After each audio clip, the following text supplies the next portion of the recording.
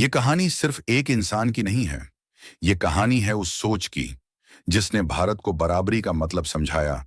ये कहानी है डॉक्टर भीमराव रामजी आम्बेडकर की। 14 अप्रैल 1891 मध्य प्रदेश के एक छोटे से कस्बे मऊ में एक बच्चे का जन्म होता है।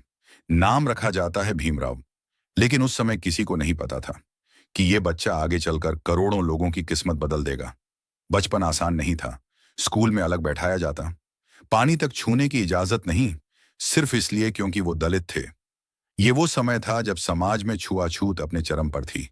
लेकिन भीमराव ने ठान लिया था कि वो इस अन्याय को अपनी कमजोरी नहीं, अपनी ताकत बनाएंगे। किताबें उनके सबसे बड़े हथियार बन गईं। पढ़ाई के लिए उन्होंने हर मुश्किल का सामना किया। और फिर एक दिन वो हुआ जो उस समय किसी दलित के लिए लगभग नामुमकिन था। उन्हें विदेश में पढ़ने का मौका मिला, कोलंबिया यूनिवर्सिटी, जहां से उन्होंने इकोनॉमिक्स में मास्टर्स और पीएचडी की, और फिर लंदन स्कूल ऑफ इकोनॉमिक्स से भी उच्च शिक्षा हासिल की। ये सिर्फ डिग्री नहीं थी, ये एक क्रांति की तैयारी थी। भारत लौटने के बाद उन्होंने सिर्फ अपने लिए नहीं, बल्कि पूरे समाज के लिए लड़ाई शुरू की। उन्होंने आवाज उठाई उन लोगों के लिए जिनकी आवाज कभी सुनी ही नहीं गई। 1927 में महाद सत्याग्रह हुआ, जहां उन्होंने दलितों को सार्वजनिक पानी के स्रोत से पानी पीने का अधिकार दिलाने के लिए आंदोलन किया। ये सिर्फ पानी की लड़ाई नहीं थी, ये सम्मान की लड़ाई थी। फिर आया वो समय जब भारत आजादी की ओर बढ़ रहा था।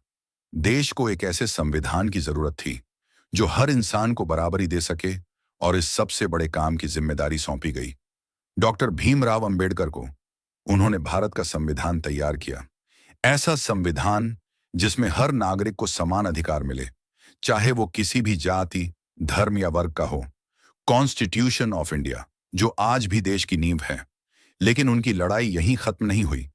उन्होंने महिलाओं के अधिकारों के लिए भी आवाज उठाई, श्रमिकों के हक के लिए कानून बनाए, और हमेशा समाज के कमजोर वर्ग के साथ खड़े रहे। जीवन के अंतिम समय में उन्होंने एक बड़ा फैसला लिया।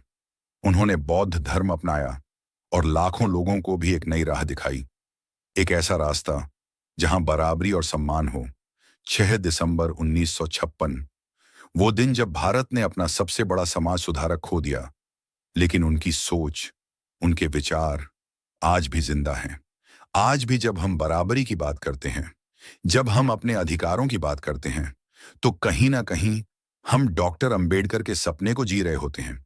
ये कहानी खत्म नहीं होती, क्योंकि अंबेडकर सिर्फ एक नाम नहीं, एक विचारधारा है, एक ऐसी क्रांति जो हर उस इंसान के दिल में जिंदा है, जो बराबरी में विश्वास रखता है। और शायद यही वजह है कि इतिहास उन्हें सिर्फ याद नहीं करता, बल्कि हमें